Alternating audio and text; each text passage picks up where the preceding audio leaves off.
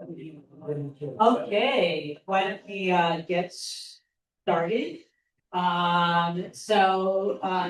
Dr. Jason Roberts will be speaking to us, and he does not have a PowerPoint slide. Wow. Woo-hoo. So Jason has a BA in religion and MA in systematic theology and a PhD in religious studies with a focus on theological ethics. His research and teaching focus broadly on Roman Catholic understanding of theology and ethics. And I can say after talking with Jason about that, it's a very interesting focus he holds there. I think he tries to widen or expand the minds of his students beyond sort of typical Catholic thinking, perhaps. Among Catholic thinkers, the work of theologian Karl Rahner continues to be a main source of influence and inspiration. And beyond that, Jason likes to focus on Christian traditions to investigate the relationship between theology and the natural sciences. Ergo, Jason here today. And that's probably, Jason is like, the typical Irish person, Irish speaker, perhaps, well thought, quite broad in his thinking, and not necessarily part of Irish, but Jason's also married and has 2 kids. So it's like throwing something personal. Yeah. He's been teaching at University of Georgia for 12 years. Hey, Georgia. Right on. There you go. And he says he has to say that. Yeah. All right.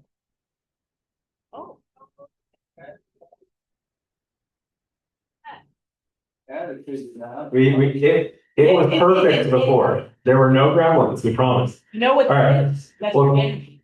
So thank you, everybody. Thank you, PK. There is no slideshow, but there is a handout. So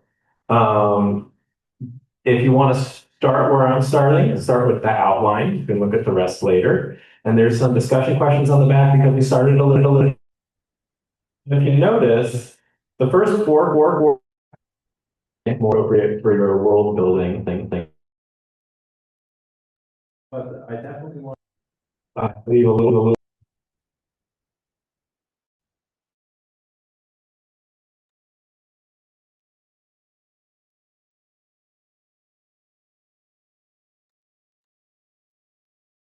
So the moment I saw that the theme of the 2026 IRAS Conference was co-creating a thriving future, an alchemy of belief and choice, there was no question as to whether or not I would submit a proposal. Lutheran theologian Philip Hefner is most well known for his coinage and development of the concept of the created co-creator. He was an active IRAS member, as most of you know, serving twice as its president and a 4-time co-chair of this conference. While at the Lutheran School of Theology, Chicago, Hefner helped to establish the Chicago Center of Religion and Science, serving as editor of Zygon, Journal of Religion and Science, for 2 decades. Now, equally at home in the religious and scientific worlds of meanings, created co-creator concept casts human becoming as bearing the image of the creator God, like in Genesis 1, and also as the fruit of an evolving cosmos coming to a conscientious awareness of its own fecundity. Since its first finding its way into print in 1984, created co-creator has grown in precision and popularity as Hefner and his many respondents have developed this anthropological motif, theological theory, symbol, metaphor, and most recently, memoir as personal narrative. As for the latter, I was humbled and honored to co-edit and contribute to Phil's final book, Human Becoming in an Age of Science, Technology, and Faith, which if somebody's brave enough to come and grab it off the podium, you can. Part of the genius of the created co-creator symbol is that its cultural development and application validate its central contention, that the human condition in which we must both make and justify our choices constitutes us as creators of meanings who take actions based on those meanings and in turn are responsible for those meanings and actions. But responsible toward what ends? While Hefner admits that neither the biological nor cultural poles of our evolutionary becoming give a definitive answer, they do give clues. Hefner posits the term wholesomeness as a criterion for governing human behavior toward outcomes that are in some measurable way beneficial to nature. That is, if human beings are taken to be a self-evaluating metaphor for the meaning of nature and its generative potential, it stands to reason that humankind ought to extend, or at least not delimit, the co-creative potential of other human beings and other creatures in their natural environments. Where we develop, enact, and reevaluate our self-understanding and associated behaviors is in the hermeneutical circle of belief and choice. Too often, however, human activity knowingly, willfully, and/or avoidably contributes to a lack of wholesomeness for creatures, delimiting or negating their co-creativity. Co-creating a thriving future in an age of socioeconomic injustices and ecological crises calls for people of faith to engage in critical reflection on the mythic worlds of meanings by which they justify their ritual and moral actions and understand their place in the world. This paper extends the concept of the created co-creator as an interpretation of the image of God by blending it with the popular depiction of God as creator, redeemer, sustainer. The depiction of humankind as created co-creator, redeemer, sustainer generates an expanded view of humankind's God-imaging capacity and call, from which the scientifically informed person of faith can confront the ecological, socioeconomic, and other challenges of the current epoch of our co-creating, the Anthropocene, which I'll talk about more later. As God-imaging created co-creators, we must also work to co-redeem what our morally ambivalent creativity has damaged while cooperating toward a sustainable future. In what follows, I remark briefly on rationale for describing ourselves as created co-creator, redeemer, sustainer, and then develop each of these elements in turn, giving an overview of Hefner's created co-creator concept, followed by elaborations on created co-redeemer and created co-sustainer, anchored in Hefner's evaluative criteria of fruitfulness and wholesomeness. I conclude that these symbols of human and divine relating are powerful tools for co-creating a thriving future through an alchemy of belief and choice. So, next stop on the outline. Creator, redeemer, sustainer. In my own analyses of Hefner's work, I have focused on the biblical roots of created co-creator in the image of God concept, the scientific and philosophical scholarship that must inform contemporary theological anthropology, and especially the hermeneutical ties that bind these worlds of meanings together in a circle of de and re-mythologization. I've always found that part of the genius of the formula created co-creator is that it always refers itself to its originary context, the priestly creation account of Genesis 1. Because the primary role of God in Genesis 1 is that of creator, perhaps the most fitting designation for creatures said to bear the divine image in that literary context is created co-creator. But the biblical witness and Christian theological tradition depicts God as much more than just the creator of all that is. I find it fitting, therefore, that a creature held to bear the image and likeness of God is also more than just the created co-creator. How then might we extend Hefner's formula in a way that further elaborates on the character of the God-world relation so as to reflect and inform an experience of co-creating ourselves and our future in relation to one another, the rest of the natural world, and the divine? Well, one popular Christian title for God in relation to the world is creator, redeemer, sustainer, found in liturgies, litanies, social statements, and even constitutional documents of various denominations. Time forbids that I go into what those are, but trust me, the footnote will be in the Zygon article, hopefully. Anyway, I suggest, therefore, that human beings in our ongoing evolution in relation to the world, to one another, and the Creator, we may call ourselves the created co-creator, redeemer, sustainer. Because of the necessarily finite nature of human freedom, the results of our God-imaging creativity are necessarily ambivalent, products of highly positive and producing highly positive and negative moral outcomes. Thus, we must cooperate in God's redemptive activity for us in, through, and along with our earthly home. Stated more positively, our co-creative and co-redemptive efforts must look to secure individual, social, and ecological sustainability for all creatures within the reach of human influence.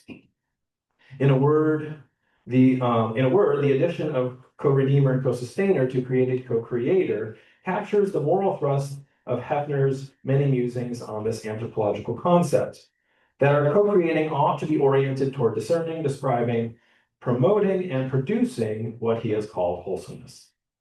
Our co-creating ought to be by some empirical measure and equitable measure beneficial to nature. And to echo the language of Genesis 1, responsible created co-creating ought to produce what may be seen as good. Where human creating produces that which is not good, bad, or evil, we ought to cooperate in restoring or redeeming the good. Where human creating stands to preserve or extend a good already perceived, we ought to cooperate in securing or sustaining it for future generations. So, created co-creator. This elaboration of the created co-creator continues a task on which Hefner himself worked for nearly 4 decades.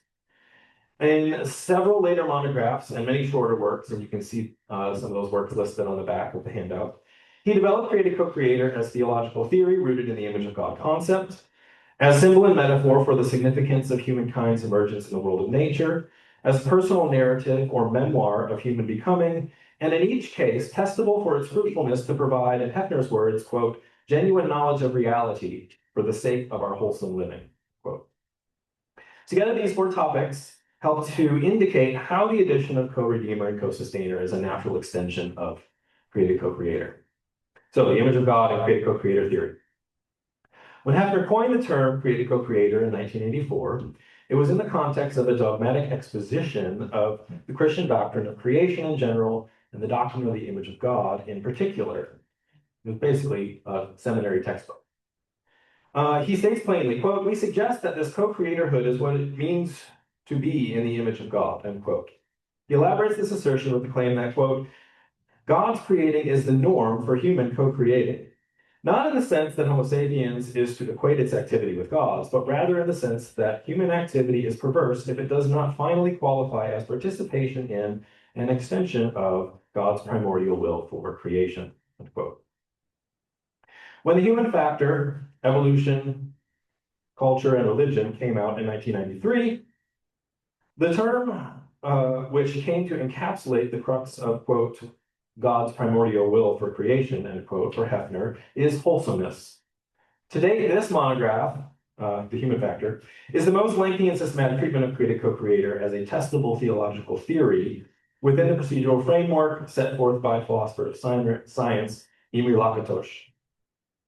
The practical payoff of beginning with humankind's experience of being creature and co-creator in the context of nature is that it makes the move toward the description of the human being as being in the image of God more empirically grounded, coherent, and credible to secular and religious audiences alike.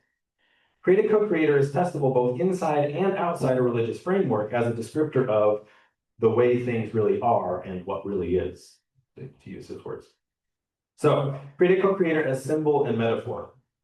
So when Hefner speaks of created co-creator as a symbol and metaphor, he does so in a precise and technical sense, based primarily on the theologian Paul Tillich's characterization of the symbol and the hermeneutical philosophy of Paul Ricoeur. In both senses, Hefner is not saying that created co-creator is a symbolic and metaphorical reconfiguration of conceptual meanings, or at least not just that. Rather, he is also claiming that human beings and their individual and collective becoming are themselves a symbol and metaphor for the meaning of nature as both created and as co-creator. First, as a symbol in Tillich's sense, Homo sapiens is as created co-creator, participates in the reality toward which it points.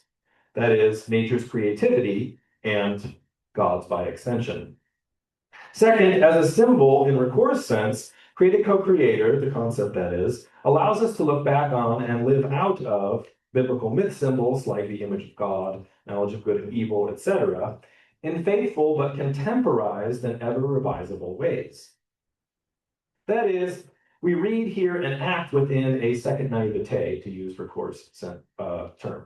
Ricoeur defines the second naivete most succinctly as a, quote, creative interpretation of meaning, faithful to the impulsion, to the gift of meaning of the symbol, and faithful also to the philosopher's oath to seek understanding, end quote. Crucially, this hermeneutical or interpretive task is, for Hefner, not just what prompts and enables him to craft created co-creator symbol, it is also the quintessence of being a responsible created co-creator of the meanings which contextualize our existence and our activity. At bottom, created co-creator is a scientifically informed demythologization of the image of God, which is intended to color the remythologization of this and other related symbols in the Christian faith tradition, such as Redeemer and Sustainer, for example. So Hefner's treatment of created co-creator as a metaphor is also highly indebted to Ricord, and the extension of Ricord's metaphor theory in the works of theologian Mary Gerhardt and physicist Alan Russell, whom some of you might know as well. For Hefner, quote, the created co-creator is understood as a metaphor for the meaning of nature in this way. The appearance of Homo sapiens as created co-creator signifies that human nature's course is to participate in transcendence and freedom, and thereby nature enters and takes responsibility for acting in accord with that nature, end quote. In this sense, the emergence of human beings serves as a living metaphor for what nature, and God via nature, in the theological sense, has produced, and thus the functional significance of that creativity. Homo sapiens is creativity experiencing itself as such. Human creativity, in other words, is nature's creativity. Cultural and technological creativity is part and parcel of nature's own fecundity, hence created. And this creativity through Homo sapiens bears a conscientious stake in its present and future becoming, hence co-creator.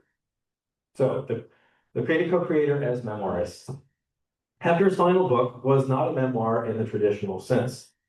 This came out in 2022, and he passed away, as many of you know, in 2024.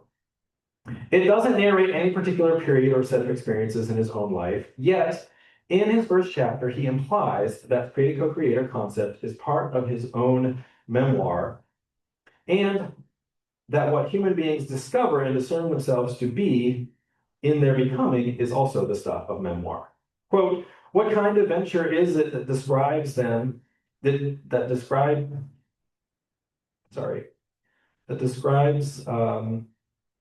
this human becoming, Hefner asks. I think there's a typo there.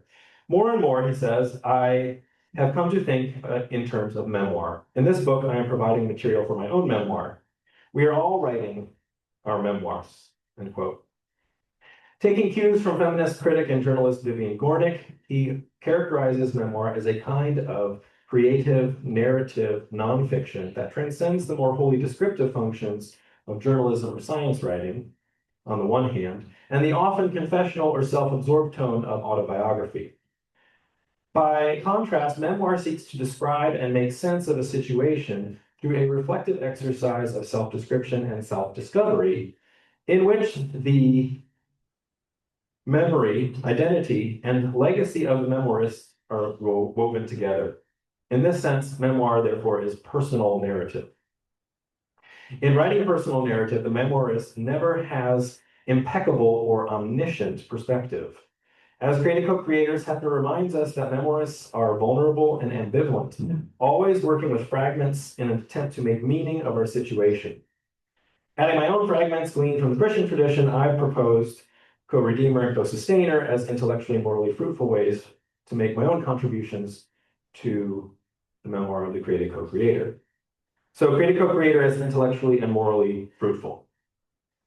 In setting forth the creative co-creator as a theological theory mirroring elements of scientific theory proposed by Lakatos, Hefner places God in its unfalsifiable heart core, proposing a number of related hypotheses about human beings as God's created co-creators. Within this setup, created co-creator theory cannot be verified or falsified like the presence and mass of a subatomic particle, for example. Yet it can be tested for its fruitfulness, which Hefner defines, quote, as the production of new insights, either into problems that previously defied understanding or into altogether new areas of knowledge, end quote. Given its ongoing presence in both scholarly and ecclesial discourse, created co-creator has proven a fruitful paradigm for situating ourselves in an age of science, technology, and faith.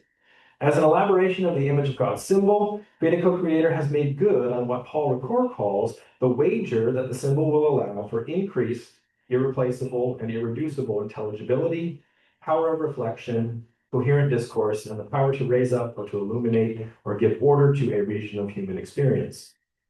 Created co-creator sets out to suggest a truth about what human beings experience themselves to be in their becoming, asking others to test whether it points to the way things really are. So in a Ricoeurian sense, therefore, created co-creator serves the function of a myth symbol, giving shape to an entire world of meanings, by which human beings understand themselves in their world and contextualize their ritual and moral actions. Its fruitfulness must be both intellectual and moral. According to Hefner, quote, such perspective flows rather naturally from the interpretation of a myth as providing a picture of what really is, and that engenders ritual and praxis as part of a dialectic by which humans move from is to ought, end quote. So testing created co-creator in terms of its ability to generate positive moral outcomes is found in Hefner's long-standing insistence that the, quote, concept of wholesomeness is both unavoidable and useful criterion governing the behavior of human beings within their natural ambiance as they consider what their contribution to nature should be, end quote. Again, this criterion arises because if the created co-creator is a metaphor for the meaning of nature and its generative potential, then humankind ought to extend rather than delimit the co-creative potential of all human beings and other species in their environments. Where human beings knowingly, willfully, or avoidably contribute to this lack of wholesomeness, this moral criterion demands that we also act as created co-redeemer and co-sustainer. Pastoral theologian Heidi Ann Russell agrees, giving evidence that even this expansion of Hefner's created co-creator concept is itself budding into fruitful discourse. Here and in my earlier collaboration with Hefner, I set created co-creator, redeemer, sustainer largely against the backdrop of humankind's collective systemic impacts on one another and our global environment. In her recent monograph, Russell adds to this portrait, complementing it by weaving together neuroscience, epigenetics, and more traditional sources of theological inquiry to craft a data-driven approach to trauma-informed theological anthropology and pastoral ministry. As God-imaging social creatures, she claims, we bear the capacity and call to co-create, co-redeem, and co-sustain one another in a world of trauma and stress. Opting for a slight shift of wording, Russell argues persuasively that a scientifically informed approach to human flourishing through interpersonal connection lends viability or validity to the claim that we are not only one another's created co-creators, but also each other's redeemed co-redeemers and sustained co-sustainers. So, created co-redeemer. Nobody's perfect. In trivial matters, this truism covers a multitude of sins. But in profoundly consequential matters, it calls for caution, even restraint. No one can deny that the results of human creativity are often destructive, whether intentionally or unintentionally, foreseeably or unforeseeably, avoidably or unavoidably. This ambivalence and ambiguity of human agency raises a number of questions of whether and how the created co-creator is not to be the created co-redeemer. For example, what is the basic shape of human freedom that has generated such moral ambivalence? And given the natural limits of human knowing, caring, and doing, for what kinds of created co-redemption might we consider ourselves responsible? So, when it comes to our freedom, finitude, and fallibility, Hefner defines freedom as, quote, the condition of existence in which humans unavoidably face the necessity of both making choices that govern their behavior and of constructing the stories that contextualize and hence justify those choices, end quote. For him, the cause and context of this human condition is biocultural evolution, which he also defines as, quote, the emergence within the physical realm of the biological processes of evolution that themselves generate the phenomenon of culture, and two, the distinctive non-Darwinian dynamic processes by which culture proceeds, while at the same time existing in a relationship of symbiosis with the physical biological processes in which it emerged and in which it continues to operate, end quote. Now, notably, this definition of freedom within humankind's biocultural evolution also resides within that hermeneutical or interpretive circle, where created co-creator is both a secular and sacred symbol and metaphor. Hefner's biocultural notion of freedom colors and is colored by a biblically based Christian understanding of human agency as emerging within the original and ever-present possibility, actuality, and cognizance of our fallibility. In a word, coming from the traditional Christian set of stories that contextualize this human condition, I'm talking about sin. Now, Hefner and I have both written on how an evolutionary perspective necessarily reframes religious understandings of human sinfulness, both original and actual. But I have found that theologian Marjorie Sakoki provides a compelling definition of sin that works well as both a secular and a theological concept, and especially as an integration of the two. She redefines sin in terms of violence and in contradistinction to Augustinian definitions of sin. The more traditional Western Augustinian Christian definition of sin characterizes it first and foremost as rebellion against God. By contrast, Sakoki contends that, quote, violence is the destruction of well-being, and sin is the participation through intent or act in unnecessary violence that contributes to the ill-being of any aspect of the earth or its inhabitants, unquote. So Sakoki's reformulation of the concept of sin in terms of violence and ill-being encapsulates the antithesis of what Hefner means by wholesomeness. And if the condition of freedom to produce both ill-being and wholesomeness emerged naturally in biocultural evolution, then it stands to reason that so does the freedom to both name and redeem many of the unwholesome results of our activity. And then again, Hefner argues, quote, the fundamental norm is the wholesomeness of the creation in which we are part, knowing full well that this norm is empty until it is filled with content. And it is we, the created co-creators, who must supply that content, end quote. So, created co-redemption, responsibility, and responsibility. You can see the visual pun there, I hope. So, but where specifically do we aim our efforts? For what kinds of created co-redemption might we consider ourselves responsible? After all, if calling ourselves God's co-creators can smack a hubris to some, what of co-redeemer? Certainly, the person of Christian faith must hold that there are some kinds of redemption that only God can achieve. Fair enough. But since its earliest decades, Christian tradition has also held that the most ultimate forms of redemption, from sin and death, for example, are accomplished through the incarnation of God as a human being. God redeems not strictly as the creator, but as a created co-creator. What is more, there is little point in denying that to a great extent we are naturally capable of naming humankind's unwholesome effects in the creation, of seeking to remedy them in various ways, and of co-creating the models and motivations that we employ in order to realize those remedies. So I agree with theological ethicist Willis Jenkins that the term Anthropocene, coined by atmospheric chemist Paul Crutzen, encapsulates well the scope of human influence on our planet. And in that sense, our present existential and moral context. We have generated, quote, a new geological epoch characterized by pervasive human influence throughout Earth systems, end quote. To use Hefner's terminology, the Anthropocene is the current chapter in the memoir of the created co-creator, for better or worse.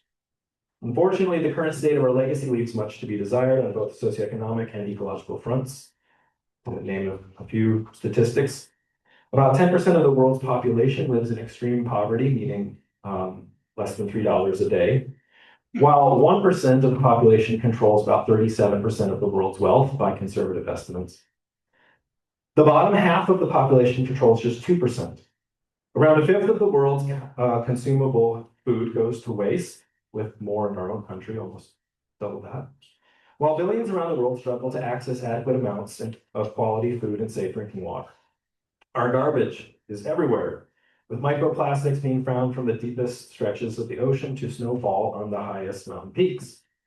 Our climate is changing rapidly, with the main culprit being the release of carbon dioxide and other greenhouse gases through the use of fossil fuels. Levels of global biodiversity are plummeting at high and accelerating rates, due in large part to anthropogenic human-caused causes like overhunting and fishing, as well as habitat loss through climate change, chemical pollution, ocean warming and acidification, deforestation, and various other direct and indirect changes to ecosystems caused by our patterns of production, consumption, and habitation. Don't worry, I don't end there. And hopefully we don't either. So I propose that to the extent that the term Anthropocene describes the ambit of humankind's collective influence, both wholesome and unwholesome, it also names the context of the created co-creator as the created co-redeemer. Certainly, we are not the only creatures to exert influence on our surroundings and help to construct our ecosystems and niches within them. In this regard, all creatures are created co-creators in their co-evolutionary contexts. Yet, as Hefner has noted in his quote from physicist V.V. Raman, which I think he's been involved with IRAS, we are conscious co-creators. Our condition of freedom means that we cannot avoid, notice condition and freedom, that tension there. We cannot avoid having a conscientious perspective on the past, present, and possible future outcomes of our actions. We are responsible created co-creators and response-able, if you will, to various calls toward wholesomeness generated through culture, whether secular or religious. To the extent that we now understand the nature of various human-caused crises, we are responsible for imagining and implementing remedies to them, while also trying to predict and avoid the negative side effects to those redemptive efforts. Yet when I say we, I do not mean to imply that everyone is equally responsible for redeeming the unwholesome effects of the created co-creation, because not everyone bears equal responsibility, or ability to respond, to co-create within our unwholesome state of affairs. That is, systemic injustice diminishes often the agency of its victims, their ability to discern and or actualize their co-creative potential. Relatively greater affluence and influence also insulates many from the deprivations of socioeconomic injustice and the most acute effects of ecological degradation. In this unwholesome context, the onus for further democratizing created co-creatorship in many ways rests more heavily on the haves than the have-nots. Or, as I put it to my students, the greater burden of created co-redemption must follow what I call the Spider-Man principle of systemic injustice. With greater power comes greater responsibility. But responsibility to do what? Are those with the greatest culpability in systems of injustice and the greatest ability to remedy them in many ways, usually the best at recognizing and naming those injustices? No. Likely not. As Christian ethicist Patricia McAuliffe argues, those suffering with the effects of socioeconomic and environmental injustice most profoundly, along with those in solidarity with them, bear an epistemological privilege in recognizing and naming what counts as unwholesomeness and wholesomeness. Listening to and equipping the impoverished, oppressed, and otherwise marginalized to work toward their own wholesomeness affirms their co-equal human dignity and increases their capacity for agency. That is, solidarity with the poor and vulnerable treats them as co-equal created co-creators who have a place in the created co-redemption of our social structures and our common home and mother, the earth. Or as Dr. Farrat said yesterday, in the cycle of empathy, empowerment, and equality. The world of meanings and conceptual models that motivate created co-creation toward created co-redemption are themselves the open-ended products of created co-creation. The imagination of futures, for example. Thus, as Jenkins points out, we ought to expect some pluralism in visions of wholesomeness. Hefner readily admits that wholesomeness is a creative vision forged through consensus. What McAuliffe's concept of epistemological privilege demands is that those whose creative agency is usually diminished should be setting our collective moral priorities. With this principle in mind, we ought to expect themes like justice, equity, and ecological sustainability to be perennial themes among the plurality of perspectives and visions. In this vein, Hefner has suggested several, quote, worldviews of constructive interpretation, end quote, that come out of Christian and Jewish perspectives, for instance, which can also be considered models of redemption, such as panentheism, cosmic Christ, healing, and liberation. Now, in these religious visions, God is explicitly brought into the of co-creation and co-redemption. In these worldviews, we are responsible vis-a-vis a creator who calls us to discern the wholesome from the unwholesome, or the good from the evil, or bad, as it were, in the Anthropocene, and cooperate with God, one another, and other creatures to move toward a more wholesome future. If the created co-creator is a symbol and metaphor for the meaning of nature and its creative fecundity, then created co-redemption means, among other things, rehabilitating nature's generative capacity where we have depleted them, and that's including the co-creative agency, of course, of other human beings. So, last main section, created co-sustainer. If the Anthropocene is the context of the created co-creator, co-redeemer, and co-redeemer, then it is also the realm of the created co-sustainer. One of the most powerful features of the Anthropocene is that human activity is largely determinative of which communities, cultures, species, and ecosystems thrive, survive, or go extinct on planet Earth. It's just a fact. The concept of sustainability, therefore, must be a major guiding principle for co-creating a more wholesome future. This final main section touches briefly on the issues of what constitutes sustainability, how sustainability is already entailed in the depiction of human beings as created co-creators and God image bearers, and how the concept of sustainability can integrate with biblically based and other religious visions of wholesomeness. So, sustainability and the Anthropocene.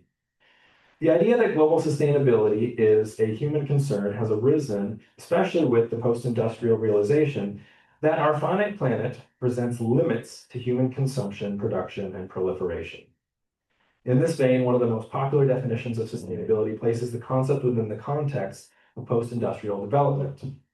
According to the 1987 Brundtland Commission report, Our Common Future, quote, sustainable development is development that meets the needs of the present without compromising the ability of future generations to meet their own needs.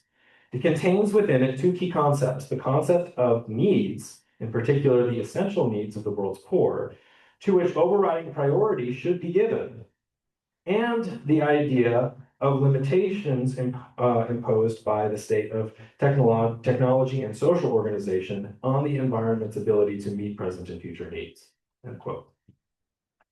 As a single global ecosystem, the Earth has a carrying capacity for Homo sapiens, or in another framework, a set of planetary boundaries that limit the rate at which we can sustainably extract resources from the environment and safely release our waste products back into it. In 2015, the United Nations member states identified and unanimously adopted 17 interrelated Sustainable Development Goals, or SDGs, for its 2030 agenda. Those are no poverty, zero hunger, good health and well-being, quality education, gender equality, clean water and sanitation, affordable and clean energy, decent work and economic growth, industry, innovation, and infrastructure, reduced inequalities, and then carry the one, sustainable cities and communities, responsible consumption and production, climate action, life below water, life on land, peace, justice, and strong institutions, and finally, partnership for the goals.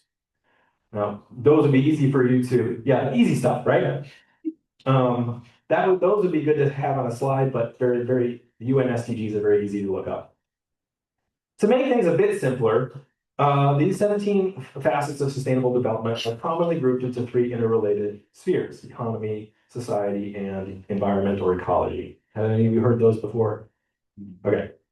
So another popular nomenclature uses the more alliterative planet, people, profit, or the three E's of environment, equity, and economy.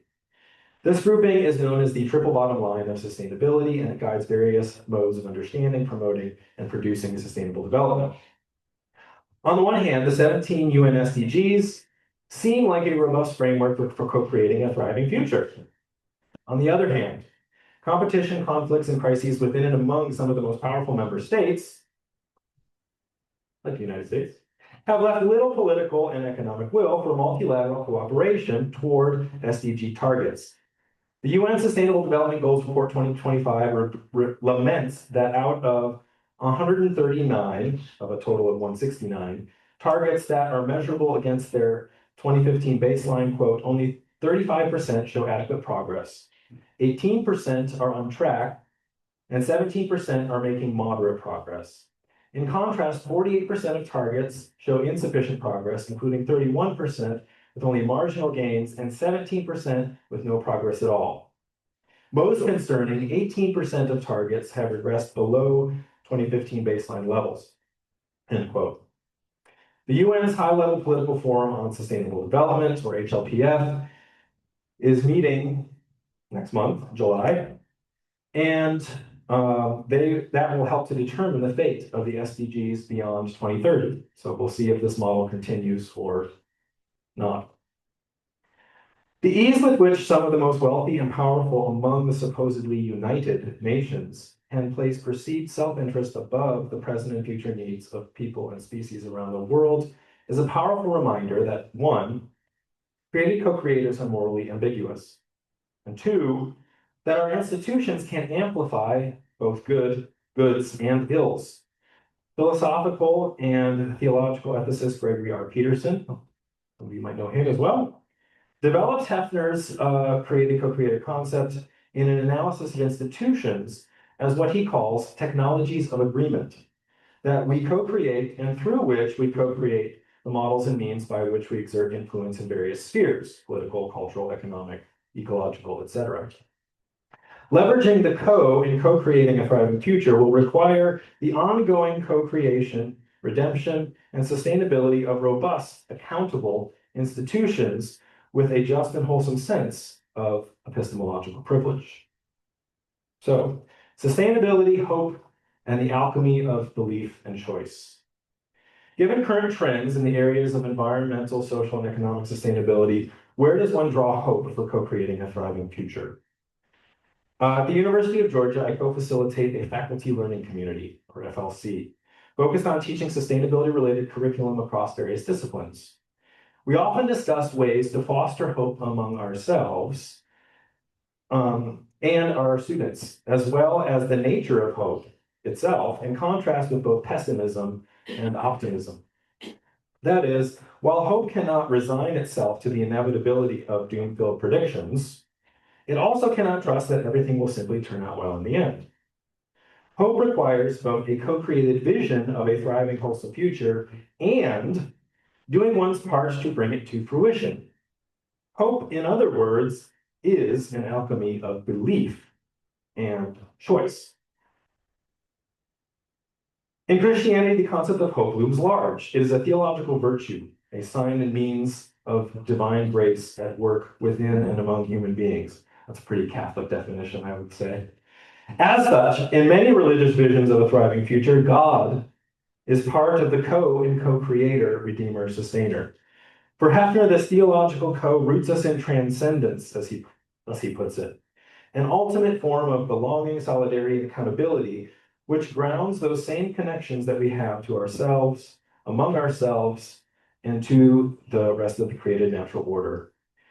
Because people throughout history have developed myths, rituals, and practices to interpret and address what we might categorize today as economic, social, and environmental concerns, we should expect religious and theological traditions to produce visions of wholesomeness that align with sustainability concepts.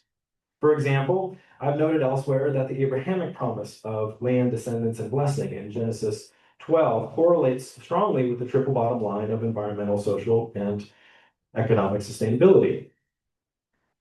Similarly, religion and society researcher Nick Spencer and geophysicist Robert White point out ways in which various biblical conceptions of both temporal and eschatological well-being envision and prescribe what we today would call sustainable living, such as Sabbath, Jubilee, peaceable kingdom, justice, shalom, sacrifice, love of neighbor, and kingdom of God, all point toward a world where economic and social structures are constructed or co-created to ensure abundant life for the least and the lowest, while preserving and promoting the ecological conditions upon which all life depends.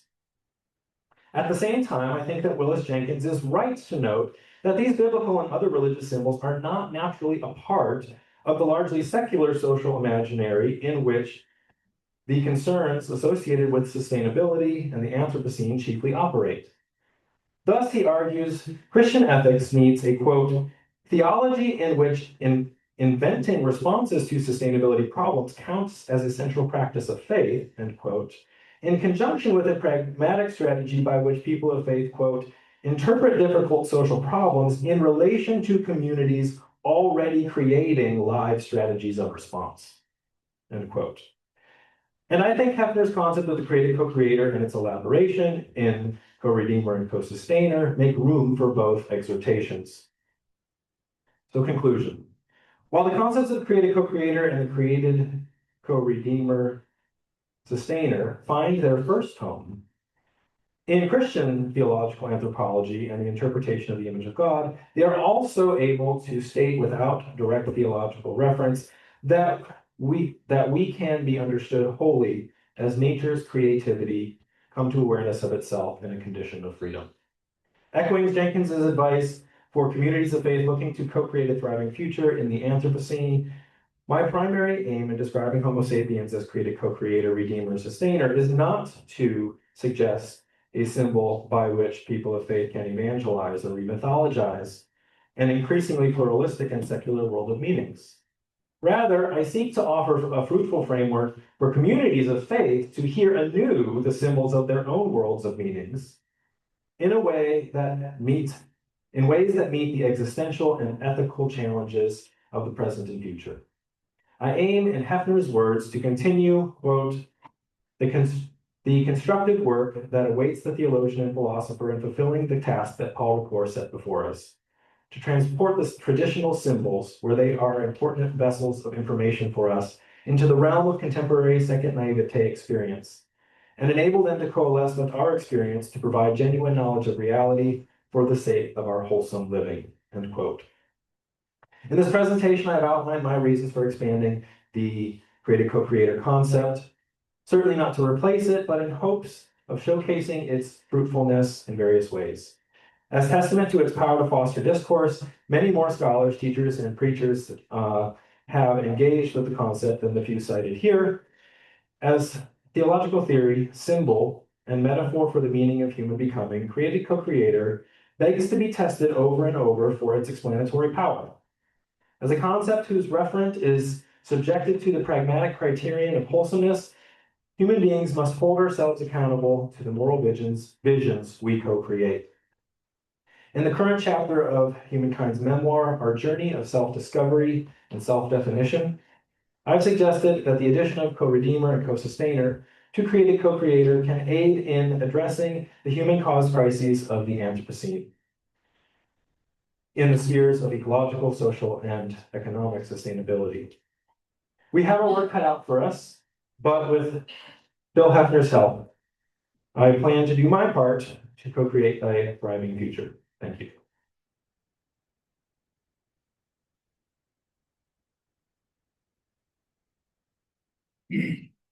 And we've got about 5 minutes, it seems like. So, questions? There were a couple comments and questions from Grace Wolf Chase online. She writes, astrobiologist David Grinspoon has said that what distinguishes humans from other species on Earth is that we not only have the power to change the world, but also to understand how we are changing it. And then she writes, there's a book coming out in late September, a handbook on astrobiology, astrotheology, and astroanthropology, edited by Carolina A. Sanz de la Fuente, Arvin N. Go, and Ted Peters. She says, I talk a little about conscious co-creation in my chapter on astronomy, astrobiology, and astrotheology. And then the question she asks, a Trinitarian understanding of God is inherently relational. Can the created co-creator, sustainer, whatever, he has an ellipsis, so I can't quite read it. And that concepts serve as a foundation for Christians to see their role in more relational terms? The short answer is yes. The longer answer is, if you look at my presentation, this was about a third longer, and there's a big grayed out areas where I skip things. And in one of those big grayed out areas, I talk about how, this relates to that. Does and doesn't relate to Trinitarian conception. But yes, the short answer is definitely.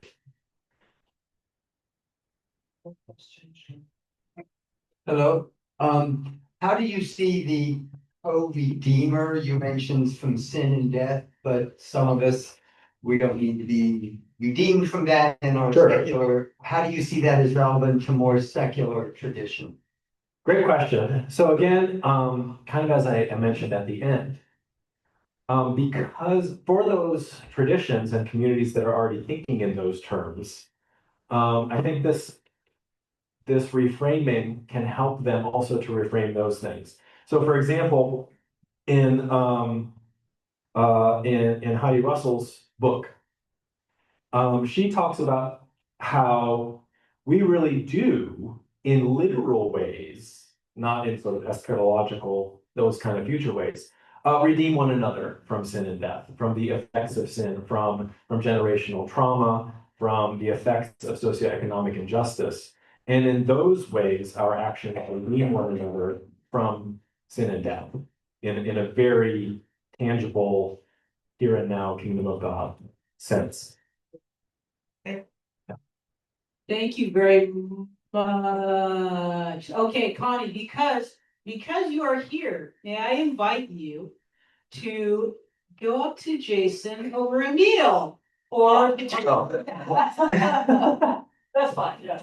Yeah, and actually I told Jason that I would make a specific point when he started, because we started a bit late because everyone kind of flowed in and I wanted more people to have an opportunity to be at the beginning of Jason's talk. I said that I would encourage people to go up to, and it's one of the beauties of being at IRAS together for so long, for a week. The other thing is, you do have the Huba app, right? Yeah.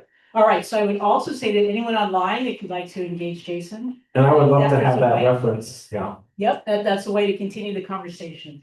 So thank you very much. You need to get ready for a true 30. So.